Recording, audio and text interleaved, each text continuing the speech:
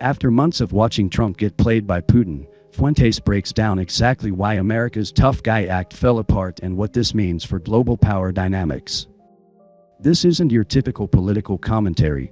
This is a former Trump supporter admitting uncomfortable truths about American weakness and strategic incompetence. Trump, ever since he was inaugurated, has basically been begging Putin to come to the table and to end the war and make an agreement. And I characterize it this way because we have given so many concessions, and Putin has given nothing.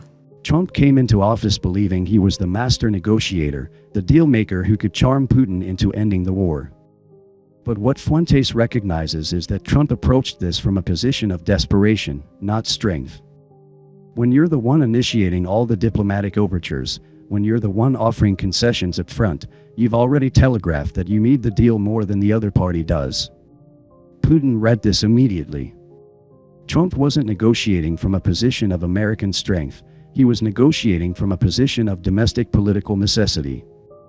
He needed a foreign policy win, and Putin knew it. Trump gets into office and immediately calls for a very high-level diplomatic meeting in Saudi Arabia between the Secretary of State, Marco Rubio, and Russia's Foreign Minister, Sergei Lavrov. Now, what this represents, if you understand, these are the two highest-level diplomats meeting for the first time in years, ever since the war in Ukraine began.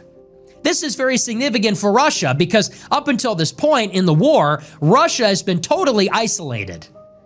They have been frozen out of the Western system, out of NATO, the United States, its allies.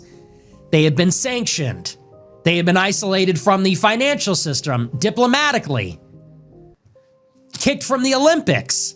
By immediately offering high-level diplomatic engagement, Trump gave away his biggest leverage for free. Diplomatic isolation was one of the few tools actually working against Russia.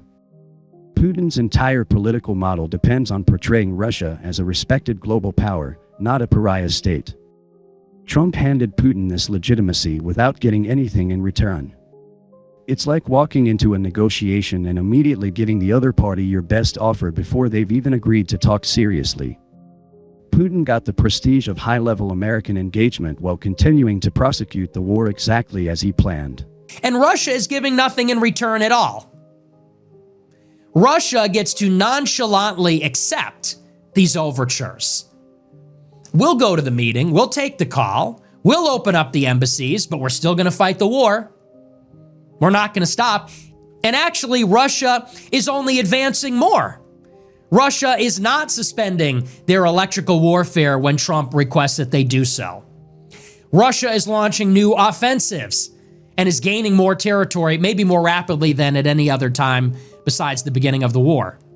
Putin has no domestic pressure to end this war quickly. Russian media portrays the conflict as an existential battle against Western imperialism. Putin's political survival doesn't depend on a quick resolution. If anything, a prolonged conflict serves his interests by justifying authoritarian measures and rallying nationalist sentiment. Trump, on the other hand, faces constant political pressure to deliver results. American voters don't want to hear about complex geopolitical realities. They want problems solved quickly and decisively. Putin understands this dynamic perfectly, which is why he can afford to play the long game while Trump scrambles for short-term wins. Trump also berates Zelensky and browbeats him in front of the world. He's undermining the whole NATO alliance from a political point of view. Trump also excludes Russia from the tariffs on Liberation Day. And he's saying something like, we are open to a deal. He's signaling this openness. He's coming down off of the most maximalist position of the Biden administration. Whereas the Biden administration said, we're going to put maximum pressure, maximum economic, military, diplomatic, political, moral pressure on Russia. We're going to shut down Nike and McDonald's, and we're going to call you a war criminal. Trump is coming down off of that maximalist position, coming down off of the maximalist even demands of the United States, whereas Biden was claiming Ukraine's going to win. They're going to take back all the territory, and then Ukraine will join NATO. Trump is saying, well, we're going to open up embassies. We're going to normalize. We're going to interact again. We're going to come off of our biggest demands. We're going to signal that we, at the minimum, will not escalate. We're going to show willingness even to negotiate within our own camp against Zelensky, against Stoltenberg, against the NATO alliance, the European Union.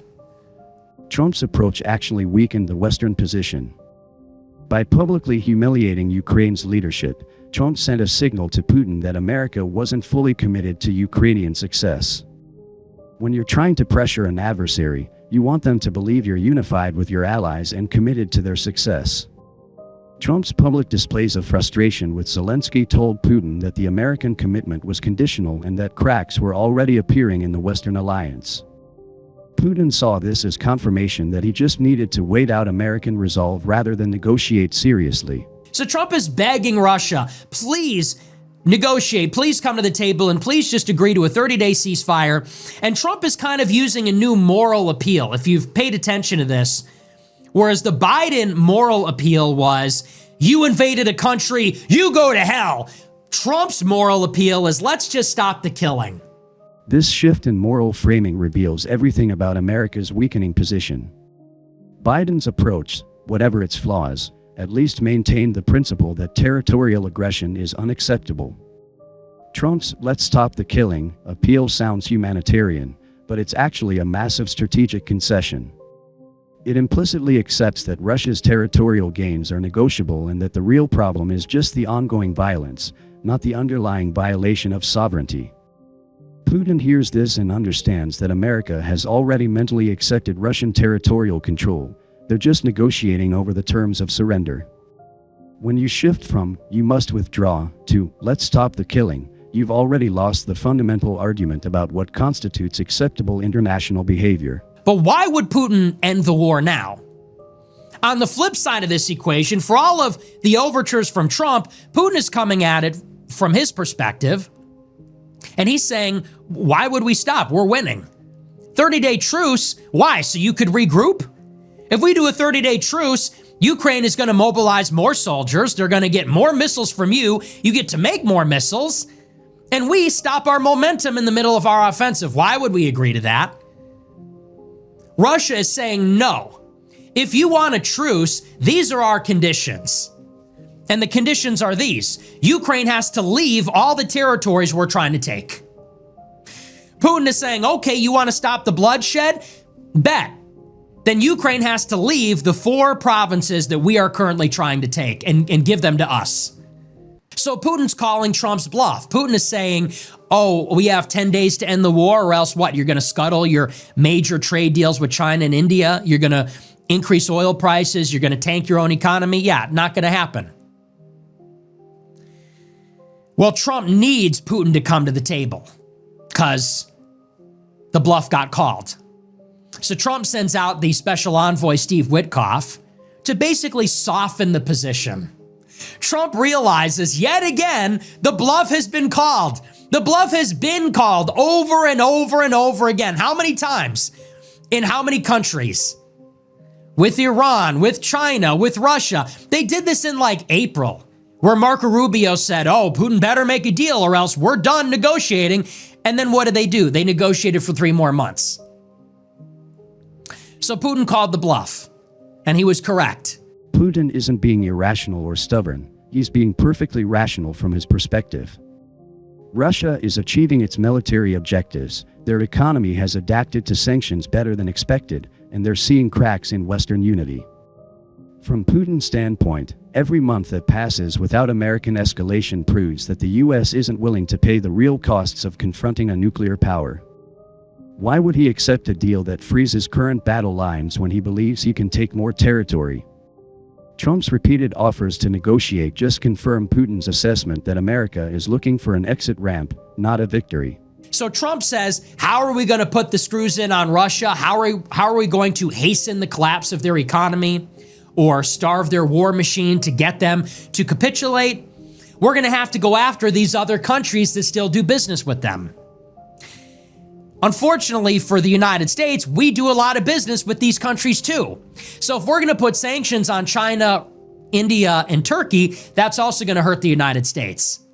And it's going to scuttle our trade negotiations with those respective countries. This is why Putin called the bluff. Trump's threats sound tough, but Putin correctly calculates that America won't accept the economic pain necessary to enforce them. Sanctioning China and India would devastate American trade relationships and spike inflation, just as Trump is trying to deliver economic growth to his base. Putin understands American domestic politics better than most American politicians do. He knows Trump can't afford to tank the economy for Ukraine, especially when his entire political brand is built on economic prosperity. So Putin calls what he correctly identifies as a bluff, and Trump has to either escalate beyond what he's willing to do or back down and lose credibility. So that's where we are with Ukraine. When all is said and done, there's not much that we can do. Unless Trump wants to escalate the war, there isn't too much that can be done. Russia is making advances. Their conditions for negotiations are they want all of the 4 provinces they're going for. They want everyone to recognize their annexation of Crimea, and they want every country to recognize their annexation of the Donbass and Kherson and Zaporizhzhia, if I'm pronouncing that right. I never pronounced that one correctly. Putin is going to fight that to the finish. Russia is not going to stop anytime soon. They're not going to run out of gas anytime soon. It has become an existential battle. And maybe more than anything, what is on the line, I think everybody recognizes, on some level, it has less to do with Russia having the most Ukrainian territory. It has a lot to do with the legitimation or the legitimization of Russia's invasion. Now, my position on this has changed somewhat, as I've said it in the past. When Russia launched the war, there was this idea that they would win very quickly, but they didn't. The U.S. strategy of denial has sort of worked in the sense that the conflict lines have been frozen for 3 years. Everybody expected that Ukraine would fall immediately. Russia expected that Ukraine would fall immediately. And they've walked that back. I don't know that I believe that. I think that Russia was confident that they would defeat Ukraine utterly and quickly, and they did not. In the early months of the war, that initial blitz, they utterly failed. And then when the U.S. cavalry came in, Ukraine did launch successful counteroffensives. And now the conflict lines are effectively frozen. Fuentes recognizes that Trump inherited an impossible situation and then made it worse through amateur-hour diplomacy. The core insight here is that America's real weakness isn't military or economic, it's psychological and political. Putin correctly assessed that American democracy makes sustained, costly foreign commitments nearly impossible to maintain. American voters want quick results and low costs, which creates predictable negotiating patterns that sophisticated adversaries can exploit. Trump's fundamental error was believing that personal relationships and deal-making skills could overcome structural geopolitical realities. He approached Putin like a real estate negotiation where both parties want to close a deal. But Putin doesn't want to close a deal, he wants to win a war. Those are completely different objectives that require completely different strategies. Fuentes also highlights something most analysts miss: the domestic political constraints that make serious American escalation nearly impossible. Trump can't tank the economy for Ukraine because his political survival depends on economic growth. He can't risk nuclear confrontation because American voters won't accept those costs. Putin knows this, which is why he can afford to ignore American threats. The broader implication is that American global dominance is ending not through dramatic military defeat, but through the gradual recognition that America lacks the political will to pay the costs of maintaining global order. Putin's strategy isn't to defeat America militarily, it's to demonstrate that American threats are hollow and American commitments are temporary. The Ukraine conflict has become a test case for post-American global order. If Russia can successfully defy American pressure and achieve territorial gains through military force, it signals to every other potential challenger that American deterrence is essentially meaningless. China is watching this closely, and the lessons they're learning about American resolve will shape their calculations about Taiwan.